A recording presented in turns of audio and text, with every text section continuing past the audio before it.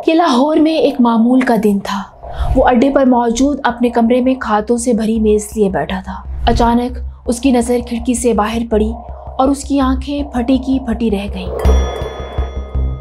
मौत उसे तलाश करते करते सरपरान पहुंची थी। बदतरीन दुश्मन चंद फुट के फासले पर उसी को ढूंढ रहा था। सुर्ख आंखें, बिखरे बाल और हाथ में हथियार लिए कोई इसकी जान के पीछे था। मौत को यूं आता देखकर वो दहल गया, लेकिन अपने हवास पर काबू पाते हुए एकदम उठा और गिरते पड़ते किसी ना किसी तरह कमरे से बाहर निकल गया। हर तरफ गोलियों की बौछार थी। अपने डेरे पर दुश्मन की यलगार का गुस्सा तो उसे बहुत था, मगर ये वक्त जोश का नहीं होश का था। छुपता छुपाता दुश्मन की गोलियों से बचता वो एक ट्रक के पीछे जा छुपा। अभी उसकी सांसें बहाल ना हुई थी कि उसे नजदीक ही कदमों की चाप सुनाई दी। मुड़कर देखा तो उसका नन्हा सा बेटा इर्द गिर्द से बेखबर खेलता हुआ उसकी जानिब आ रहा था। इसके पांव जम गए। कांपते हाथों से इसने अपने बेटे को गोद में उठा लिया। उसका बदतरीन दुश्मन, उसके खून का प्यासा, चंद गज दूर बंदूक ताने खड़ा था। उसने आंखें बंद कर ली और दिल में सोचा, काश ये मुझे मार दे और मेरे बेटे को छोड़ दे। तुम्हारी दुश्मनी मुझसे है, इसे छोड़ दो। वो पूरी ताकत से चिल्लाया और गोली का इंतजार करने लगा। और फिर सन्नाटे में एक जोरदार फायर हुआ, लेकिन गोली किसी को नहीं लगी थी। अभी वो परेशानी में ही था कि एक आवाज गूंजी, टीपू, हम बच्चों को नहीं मारा करते। इसने आंखें खोली तो एक ह्योला जाता दिखाई दिया। इसकी जान एक बार फिर बच गई थी। वो कौन था, वो क्यों इसके पीछे पड़ा था, ये आपको बताते हैं, लेकिन पहले आपने रफ्तार को सब्सक्राइब करना है और वीडियो पसंद आने पर इसे लाइक और शेयर जरूर करना है। 1857 के गदर के बाद लाहौर में अब बदमाशों और ठगों का राज है। सिख शाही और मुगल राज दोनों खत्म हो चुके हैं। हर इलाके का बड़ा बदमाश पहलवान कहलाता है। पाकिस्तान बनने के बाद ये सिलसिला पूरी आबोताब के साथ जारी है। 1950 के लाहौर में नत्थू नामी कोचवान का बड़ा चर्चा है। वो कहने को तो सिर्फ तांगा चलाता है, मगर पहलवान जैसी जिसामत से सभी सहमे सहमे रहते हैं। वो अक्सर लोगों के झगड़े निपटाता है और इसका किया फैसला सभी को मानना पड़ता है। बाज़ फैसलों ने लोगों को इसका जानी दुश्मन बना दिया है। एक दिन नत्थू शाह आलम चौक से लोहारी मस्जिद के लिए निकला।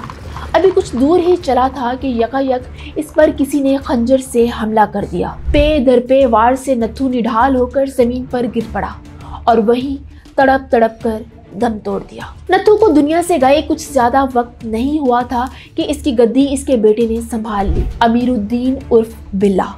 वो बाप से भी 4 हाथ आगे था। अपना जोर बढ़ाने के लिए बिल्ले ने पुलिस अफसरों और बाअसर लोगों से दोस्तियां शुरू कर दी। पैसा, कब्जे, दुकानें, ये सारी बातें जो है ना, ये पहलवानों का टच है। उनके पंचायतों पर, उनकी डेरों पर आके पंचायती होती है। बाबूजी मेरा 20 लाख रुपया उसने पकड़ लिया है, वो नहीं दे रहा। अब बहू अगर लेके नहीं देगा उसका 20 लाख रुपया, तो फिर बहू बहू कद है। बिल्ला कंजूस ना था, पैसा पानी की तरह बहाता। शाह आलमी मार्केट में इसके खानदान की धाक पहले से ही थी। बिल्ले ने यहाँ ट्रक अड्डे का काम शुरू किया, जो फैलता चला गया। यहीं से इसका नाम पड़ गया, बिल्ला ट्रकों वाला। अमीरुद्दीन उर्फ बिल्ला ट्रकों वाला ने सारी जिंदगी पिस्तौल अपनी जेब में नहीं रखा। वो उसका स्टाइल ही नहीं था, उसका कारोबारी आदमी नहीं था। वो तो ये था टेलीफोन पर बैठकर इसको उठा लो, इसको पकड़ लो। बेसिकली वो शरीफ आदमी था, अच्छा आदमी था, मंशियात फरोश नहीं था, जुआ नहीं कराता था, अपने कारोबार से पैसे करता था, वैसे पहलवान।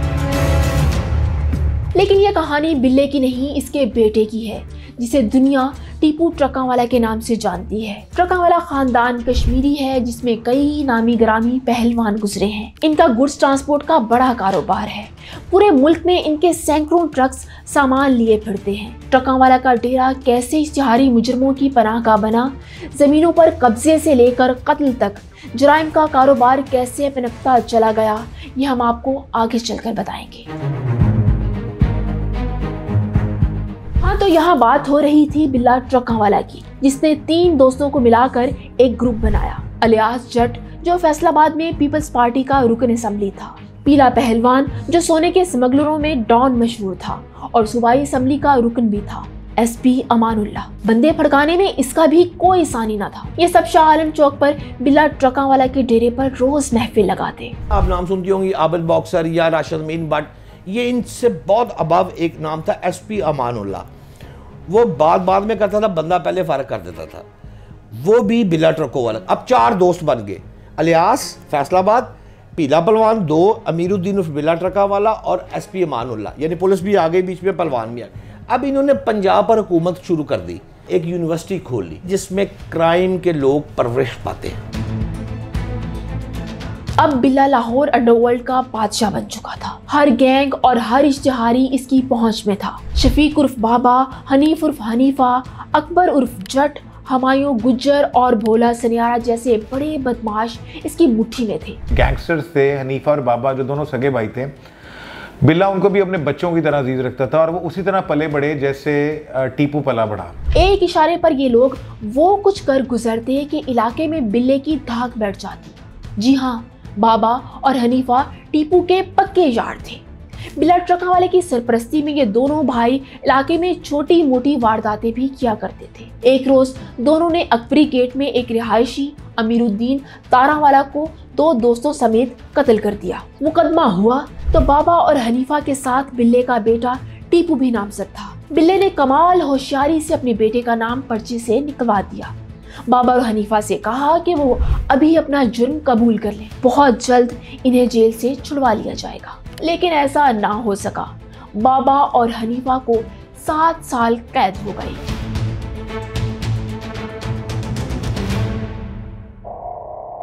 यहाँ एंट्री होती है गवाल मंडी के तीफी भट्ट और गोगी भट्ट की, जो ट्रकावाला खानदान के सबसे बड़े दुश्मन हैं। मशहूर है कि दोनों ने जेल में बाबा और हनीफा को बिल्ले के खिलाफ खूब भड़काया। दोनों के दिलो दिमाग में ये बात अच्छी तरह उतार दी कि बिल्ले ने अपने बेटे को तो बचा लिया मगर तुम्हें जेल में सड़ता छोड़ दिया। गोगी और तीफी उसके मास्टरमाइंड थे जिन्होंने हनीफे और बाबे को भड़काया कि देखो अगर तुम उसके ओरिजिनल और हकीकी बच्चे होते तो वो टीपू की तरह तुम्हें प्रोटेक्ट करता।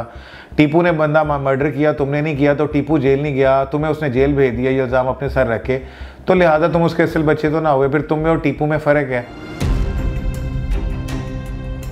पंजाब समेत मुल्क भर से आए सामान का लेन देन अंदरूने लाहौर के बाजारों में होता और इन बाजारों के ऐन सामने था बिल्ला ट्रकावाला का गुड्स ट्रांसपोर्ट का अड्डा। बात जाती दुश्मनी से भरकर मंडियों पर कंट्रोल और धाक बिठाने तक पहुंच चुकी थी। गवाल मंडी के तीफी और गोगी भट्ट बिल्ला ट्रकावाले के सामने बच्चे थे मगर ये बात इन्हें कबूल न थी। तीफी और गोगी ने सामने आए बगैर बिल्ले का पत्ता साफ करने की ठानी और मोहरे बने नफरत की आग में जलते बाबा और हनीफा। जेल से आज़ादी मिलते ही बाबा और हनीफा के सर पर एक भूत सवार हो गया। वो हर कीमत पर बिल्ला और टीपू से बदला लेना चाहते थे। तीफी और गोगी तो हम ख्याल थे ही, भोला सनियारा जैसा खतरनाक गिरोह भी इनके साथ हो लिया। बाबा और हनीफा को बस एक मौके की तलाश थी और वो मौका हाथ आ ही गया। 1994 की एक सुबह जब बिल्ला अपने अड्डे पर नमाज फजर की तैयारी कर रहा था, घात लगाए बाबा और हनीफा ने अचानक गोलियों की बरसात कर दी।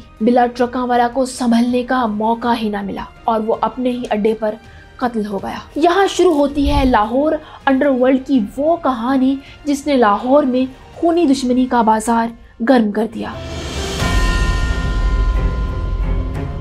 बाप की मौत ने टीपू को जख्मी शेर बना दिया और इसने बाप के डेरे को किला बनाकर दुश्मनी का जवाब दुश्मनी से देना शुरू कर दिया। इसके डेरे पर दर्जनों मुहाफिज हर वक्त ऑटोमेटिक हथियार लिए मौजूद रहते। टीपू एक पहलवान, गैंगस्टर और शेरों का शौकीन था।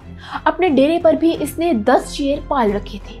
He was very sharp. He was very well aware of all the things happening around him. Tipu चूंकि बिल्कुल अनपढ़ था तो उसने एक बंदा मुलाजिम रखा हुआ था अखबार पढ़ने के लिए। फिर उसका मिलना मिलाना बहुत था। जितने भी बड़े से बड़े पुलिस ऑफिसर्स थे और ख़ासतौर पे जो रैंकर्स पुलिस ऑफिसर्स थे उनका बड़ा रोल रहा इस सारी लड़ाई में। वो बहुत आके बैठते थे दोनों तरफ। बिल्ला ट्रकावाला के कत्ल के बाद दुश्मनी की दहकती आग ने कई घरानों के चिराग गुल किए। आछी बंदूकें जब कभी ठंडी होती तो सीनों में सुलगती नफरत इन्हें फिर से भड़का देती। जहां पहले बिल्ला ट्रकों वाला का रोब और दबदबा हुआ करता था, वहां अब बाकायदा गैंग वार शुरू हो चुकी थी। हुमायूं गुज्जर, नाजी भट्ट, मनाजर शाह, दाऊद नासिर, सना गुज्जर और पंजाब के कई और नामवर इश्तिहारी एक एक करके तीफी भट्ट से जा मिले। हनीफा और बाबा जो कभी टीपू की ताकत हुआ करते थे, वो पहले ही तीफी की सफों में थे। टीपू इन सब से बाप के कत्ल का बदला लेने के लिए बेचैन था। यहाँ टीपू ने अपनी हिकमत अमली तब्दील की। नईम और कैसर तीफी ग्रुप में टीपू के लिए काम करने लगे। भोला सनियारा ग्रुप के भी कई लोग पैसे लेकर टीपू के लिए मुखबरी किया करते। और जो लोकल गैंगस्टर्स थे जो इस इलाके में खासतौर पे वार्ड सिटी में बहुत पनप रहे थे, स्टूडेंट लीडर्स बड़े पनप रहे थे, ये दोनों उनके साथ अपने आप को इंटरलिंक करते थे और उनको अपनी तरफ तोड़ते थे, क्योंकि वो उनकी ग्रिप बढ़ती थी कि जी फलाना फलाना इसके गैंग में ग्रुप में शामिल हो गया, फलाना उसके गैंग में शामिल हो गया। टीपू ने अपने बाप से एक ही बात सीखी थी, धाक बिठाओ और सामने आए बगैर काम निकलवाते जाओ। बाप का अंदाज अपनाते हुए इसने एक एक करके तमाम दुश्मनों को मरवाना शुरू कर दिया। इस काम के लिए टीपू ने किराए के कातलों का और पुलिस मुकाबलों का सहारा लिया।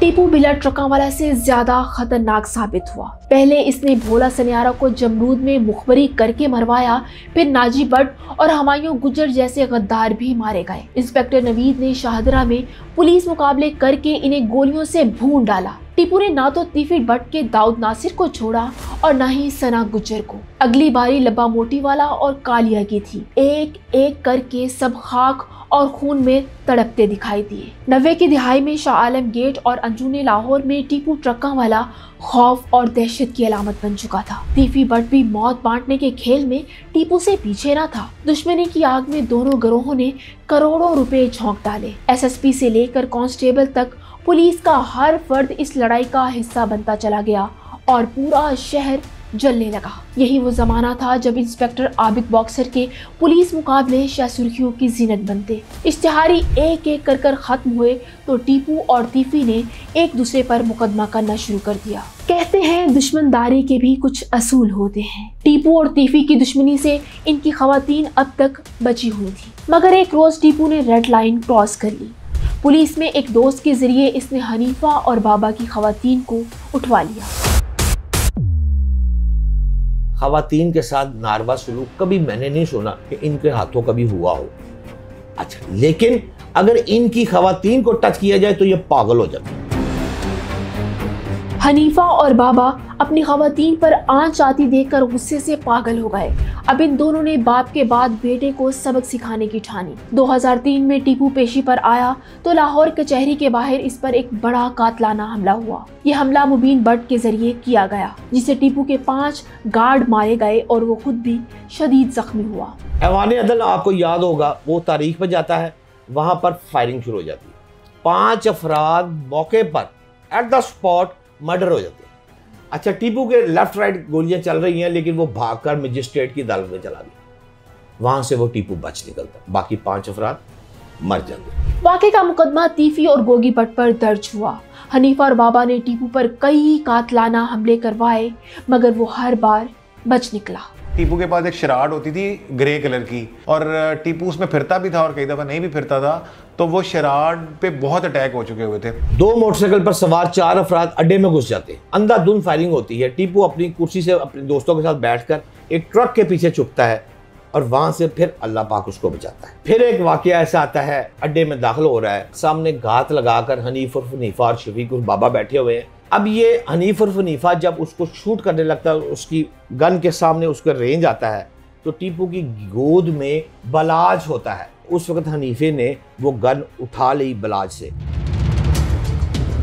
2003 के हमले में बाल बाल बचने के बाद टीपू को अब अपने बच्चों की फिक्र थी। खानदान को दुबई शिफ्ट करवाकर वो खुद भी कुछ अरसे के लिए मुल्क छोड़ गया और दुबई में एक होटल खरीद लिया। 3 बेटों और एक बेटी को मुल्क से बाहर पढ़ाया।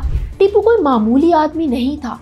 इसके सैकड़ों ट्रक थे और लाहौर में अरबों रुपए की प्रॉपर्टी थी। ये सब छोड़ना इसके लिए नामुमकिन था, इसलिए वो दुबई में ज्यादा अरसा ना ठहर सका। फिर यूं होने लगा कि वो फैमिली से मिलकर कुछ अरसे बाद वापस लाहौर आ जाता। 22 जनवरी 2010 की एक खून जमाने वाली रात थी। टीपू दुबई से लाहौर जाने वाली परवाज में बैठा था और कोई इसकी हर हरकत पर नजर रखे हुए था। लाहौर में 5 बेहतरीन निशानाबाजों को एक हाई प्रोफाइल कत्ल की सुपारी दी गई। जब इन्हें टीपू का नाम बताया गया तो वो थर थर कांपने लगे और चारों ने हाथ जोड़ लिए। लेकिन 5वें निशानेबाज खुर्रम इजाज भट्ट ने टीपू को तन्हा मारने की हामी भर ली। खुर्रम का भाई टीपू के हाथों बेदर्दी से मारा गया था और वो हर कीमत पर भाई के इंतकाम का बदला चाहता था। एयरपोर्ट पर असलहा ले जाने की इजाजत नहीं होती, लेकिन खुर्रम को एयरपोर्ट के अंदर पिस्तौल पहुंचा दिया गया। यहाँ सवाल ये पैदा होता है कि टीपू के बारे में सारी इंफॉर्मेशन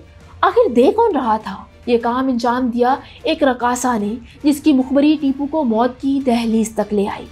जो सकाफती ताइफों के साथ रकासाएँ जाती हैं उनको एंगेज किया गया, उसकी पूरी बुकिंग कराई गई उस फ्लाइट के साथ जिसमें टीपू ने आना था। वो जब वो फ्लाइट डिले हुई है उस वक्त भी उसने मैसेज करके इंटीमेट किया और बताया। जब फ्लाइट लैंड की है उस वक्त इंटीमेट किया गया कि वो एक एक चीज़ आगे उस कॉन्ट्रैक्ट किलर तक पहुंचाएगी। और जैसे ही वो बाहर निकला है उस प्रीमिसेस से, इवन वहाँ पे रेंजर्स खड़े थे, ASF खड़ी थी, उसको उसी वक्त उस कॉन्ट्रैक्ट किलर ने फायरिंग करके वहाँ पे मर्डर कर दिया।